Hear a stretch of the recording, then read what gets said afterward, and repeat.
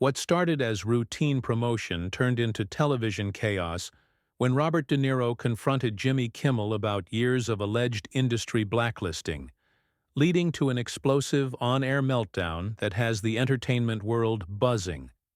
The Hollywood Roosevelt Hotel's usual pre-show energy felt different that night. Robert De Niro sat in the green room, his weathered hands gripping a cup of black coffee, staring at the monitor displaying Jimmy Kimmel's opening monologue. The legendary actor had agreed to appear on the show to promote his latest film, but something in his demeanor suggested this wouldn't be just another promotional appearance. "Mr. De Niro, you're on in 5, a production assistant announced, her voice betraying none of the tension that would soon unfold. De Niro nodded silently, his eyes never leaving the screen where Kimmel was delivering his usual blend of political commentary and celebrity gossip. The show's band struck up their familiar tune as De Niro made his entrance. The audience erupted in applause, giving the two-time Oscar winner the kind of reception reserved for Hollywood royalty. Kimmel stood from behind his desk, arms extended in theatrical welcome, his signature grin plastered across his face. "Ladies and gentlemen, the incomparable Robert De Niro," Kimmel announced, his voice carrying across the packed studio. The two men embraced briefly, the kind of professional Hollywood hug that cameras love to capture. But those watching closely might have noticed De Niro's stiff posture, the way his smile didn't quite reach his eyes. As they settled into their seats, Kimmel launched into his standard opening banter. "Bob, great to have you back on the show. You look fantastic. What's your secret? Clean living?" The audience chuckled appreciatively, but De Niro's response was measured, almost cold. "Well, Jimmy, I try to stay honest in my work and in my life, something that seems increasingly rare in this business." There was an edge to his voice that caught Kimmel off guard. The host's smile faltered for just a moment before he recovered, attempting to steer the conversation toward safer ground. "Speaking of work, let's talk about your new film. Another intense role for you." De Niro leaned back in his chair, his piercing gaze fixed on Kimmel. "You know, Jimmy, I've been thinking a lot lately about the choices we make in this industry, about how certain people use their platforms." The studio audience sensed something brewing, the laughter becoming more nervous, scattered. Kimmel shifted, uncomfortably, his media-trained instincts kicking in as he tried to maintain control of the interview. "Well, we all have responsibilities, sure. But hey, that's what makes for good entertainment, right?" He gestured toward the cameras, playing to his audience, but De Niro wasn't having it. "Entertainment?" De Niro's voice rose slightly, causing several audience members to lean forward in their seats. "Is that what you call it when you spend years making jokes at certain people's expense? When you use your show as a weapon against actors who don't share your political views?" The studio fell silent. Even the band seemed to sense the shift in atmosphere. Kimmel's face flushed slightly, his usual quick wit suddenly nowhere to be found. "I'm not sure what you're getting at, Bob. We make jokes about everyone here. It's comedy." De Niro's laugh was bitter, devoid of any humor. "Comedy? Jimmy, let me ask you something. How many times have you had me on this show in the past 5 years? How many times have you called my agent?" The question hung in the air like smoke from a fired gun. "Well, we invite lots of guests based on what they're promoting. Scheduling conflicts." Kimmel stammered, his confidence visibly shaking.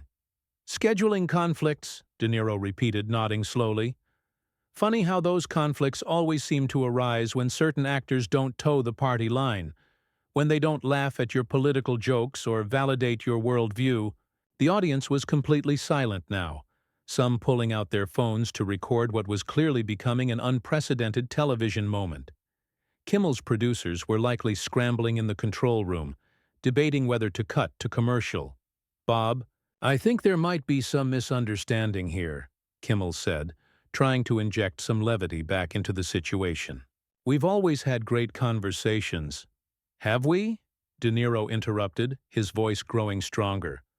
"Or have you been systematically excluding actors like me from your show because we don't fit your narrative?" Because we won't be your political puppets? Kimmel's facade was cracking. The sweat was visible on his forehead under the hot studio lights. That's not true. We don't operate like that. De Niro stood up abruptly, his movement causing a ripple of gasps throughout the studio. Don't lie to me, Jimmy. Don't lie to these people, he said, gesturing toward the audience. I've been in this business for 50 years. I know how the game is played. I know about the blacklists, the subtle exclusions, the way certain hosts use their platforms to punish actors who don't conform. The camera operators were getting shots from every angle, sensing they were capturing television history. Kimmel remained seated, looking smaller somehow, diminished by De Niro's towering presence and righteous anger. I came here tonight not to promote a movie, De Niro continued, his voice carrying the weight of decades of frustration, but to call you out, to expose the petty, vindictive way you've been running this show. The legendary actor's words echoed through the stunned studio as Kimmel sat frozen, realizing his carefully constructed late-night empire was about to face its biggest crisis yet. The silence stretched on for what felt like an eternity before Kimmel finally found his voice, though it came out strained and defensive. Bob, I think you're being unfair here. We've had you on the show before. We respect your work. Respect? De Niro's laugh was harsh, cutting through the studio like a blade. You call what you did to me last year respect? When you made that crack about my age, my career being over? When you suggested I should retire and make room for younger talent?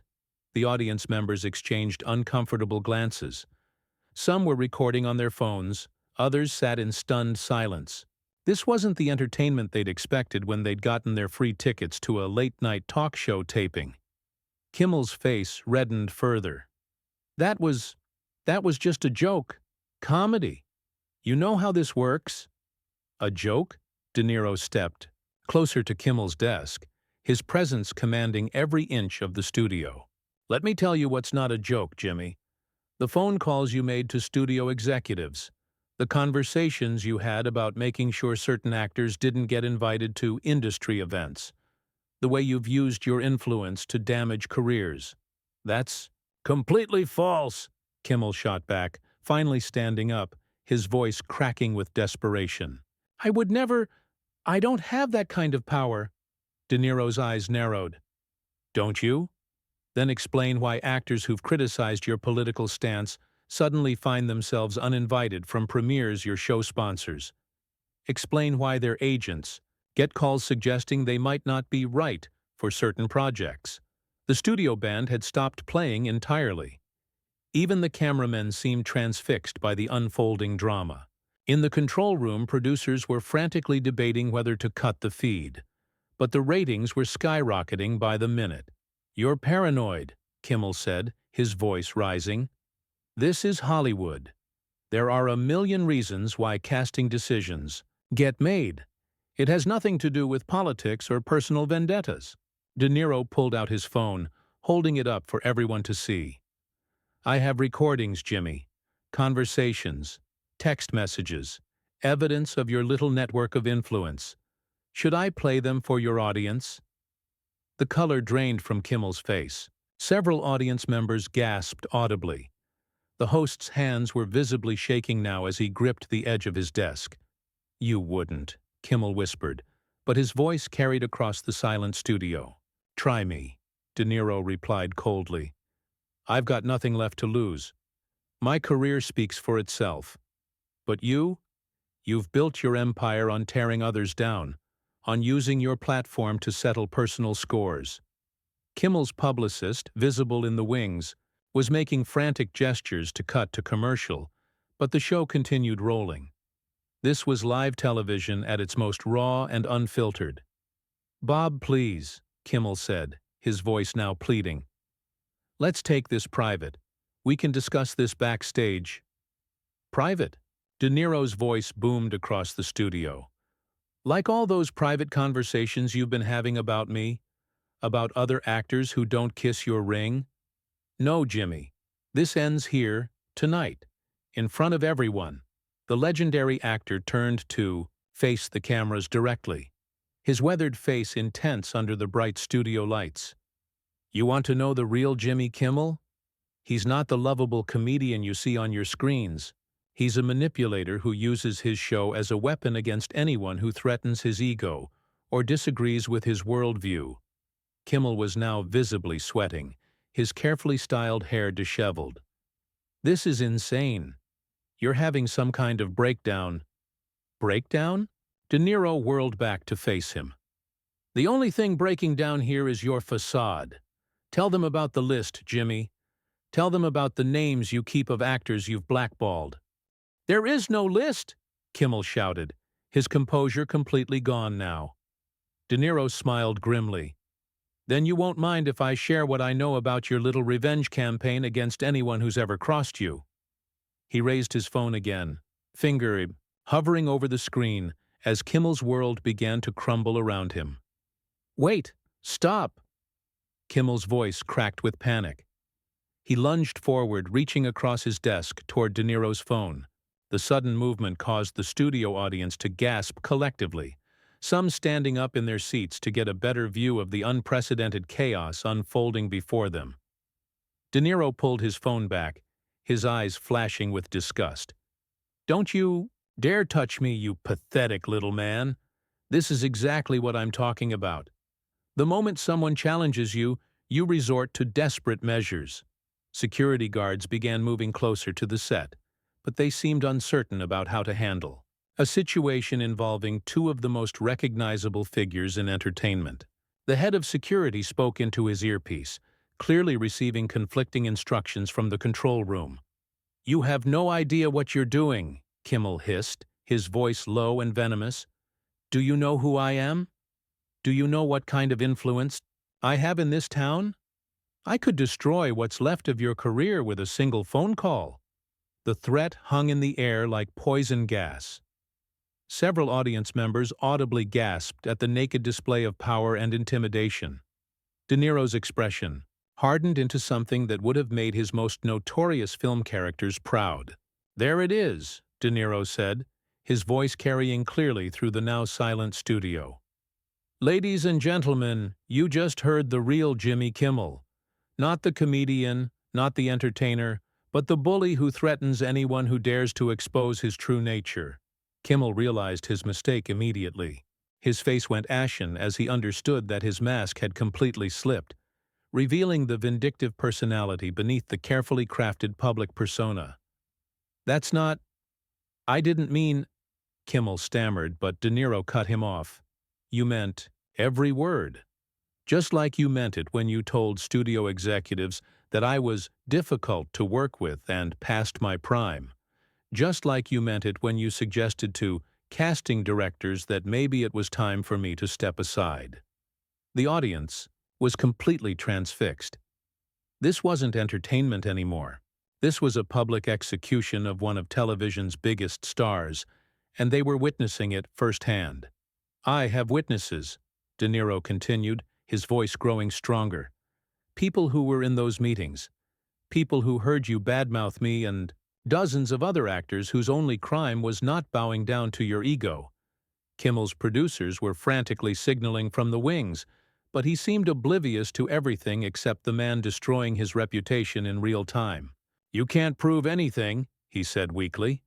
"Can't I?" De Niro held up his phone again. "This is a recording from last year. Your conversation with Harold Brennan at Universal. Should I play it for everyone?" The color completely drained from Kimmel's face. Harold Brennan was one of the most powerful executives in Hollywood, and any recorded conversation with him could end careers. The studio fell so quiet that the hum of the cameras seemed deafening. "Harold, it's Jimmy," De Niro began, clearly preparing to play the recording. "Listen, about the De Niro situation." "Stop," Kimmel shouted, his voice echoing through the studio. "Please, don't do this. We can work something out. Whatever you want." De Niro paused, his fingers still hovering over the play button. "What I want is for you to admit what you've done. To these people, to your audience. Tell them how you've been using your position to settle personal scores. Tell them about the blacklist. The studio was so quiet that individual audience members could be heard breathing. Kimmel looked around desperately, seeing the cameras still, rolling, the phones recording, the hundreds of eyes staring at him with a mixture of shock and fascination.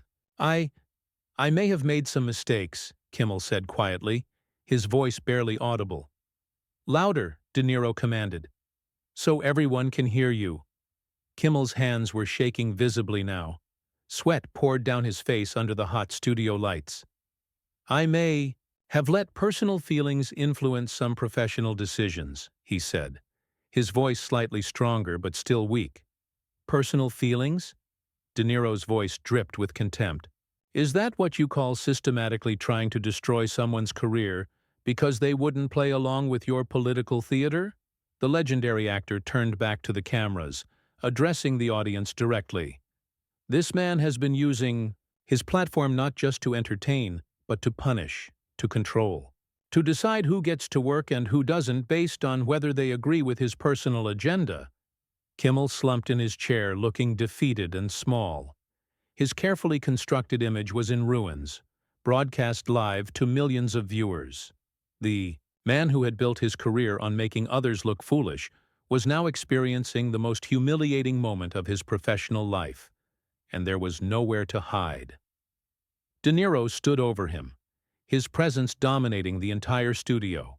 You know what the saddest part is, Jimmy? You had everything. A successful show, millions of fans, respect in the industry. But it wasn't enough for you. You had to use your power to hurt people. The audience sat in stunned silence, witnessing the complete dismantling of one of television's biggest personalities. Phones continued recording as the career-ending moment played out in real time. I want you to look at these people, De Niro said, gesturing toward the audience. These are the viewers who trusted you, who invited you into their homes every night, and you used that trust to wage personal vendettas against actors whose only crime was having different opinions than yours. Kimmel's voice was barely a whisper. I'm sorry. Sorry? De Niro's voice boomed across the studio. You're sorry you got caught. You're sorry your dirty little secrets are being exposed on live television. But are you sorry for the careers you damaged? For the actors you blacklisted? For the years of manipulation and control? The host tried to compose himself, attempting one last desperate play. Bob, this has gone far enough. Security, he called out, his voice cracking with desperation, but the security guards remained motionless. Even they seemed to understand that this was bigger than a simple disruption. This was justice being served in the most public way possible. De Niro laughed bitterly. Even your own security won't help you now. That's what happens when you build your empire on fear and intimidation instead of respect. The legendary actor turned to face the cameras one final time. This is what happens when power goes unchecked, when someone thinks they're untouchable. Jimmy Kimmel has been playing God with people's careers for years, and tonight it ends. Kimmel made one last, pathetic attempt to salvage the situation. This is all lies, conspiracy theories from a bitter old man whose career is over. The insult was a bridge too far. De Niro's eyes flashed with fury as he stepped closer to Kimmel's desk. My career is over? I've been making films for 50 years. I've won Oscars, worked with the greatest directors in history, and created characters. That will outlive both of us. What's your legacy, Jimmy? Bad jokes and ruined careers? The truth of those words hit Kimmel like a physical blow. His shoulders sagged as the reality of his situation became clear. His show, his reputation, his entire career was crumbling before his eyes. You want to know what's really pathetic? De Niro continued, his voice cutting through the silence like a sword. You could have been remembered as one of the great late-night hosts. Instead, you'll be remembered as the bully who got exposed on his own show. The studio erupted as De Niro began walking toward the exit. The audience, finally finding their voice, began to applaud. What started as scattered clapping quickly built into thunderous applause that filled the entire studio. They were applauding not just De Niro's performance, but his courage in standing up to a system that had protected Kimmel for too long. Kimmel remained frozen in his chair, unable to process what had just happened. His producers were frantically trying to figure out how to end the show, but there was no recovering from this disaster. The damage was irreversible. As De Niro reached the edge of the stage, he turned back one final time. "Oh, and Jimmy? Don't worry about those recordings. I think what happened here tonight speaks for itself." With that, the legendary actor walked off the stage and out of the studio, leaving behind a broken host and a stunned audience. The cameras continued rolling, capturing Kimmel's complete breakdown as he sat alone at his desk, his empire in ruins. Within minutes, clips of the confrontation were spreading across social media like wildfire. Kimmel Exposed began trending worldwide, as viewers shared their shock and outrage at what they had witnessed. The man who had spent years tearing others down had finally been exposed himself, and there was no coming back from it. The show ended abruptly, with no closing remarks, no goodbye from the host, just the image of a defeated man sitting alone under the bright studio lights, his carefully constructed world having collapsed around him in the span of a single, devastating interview. Robert De Niro had walked into that studio to promote a film, but he had accomplished something far more important. He had shown the world that even the most powerful bullies could be brought down when someone was brave enough to stand up to them. The king of late-night television had fallen, and his reign of intimidation was finally over.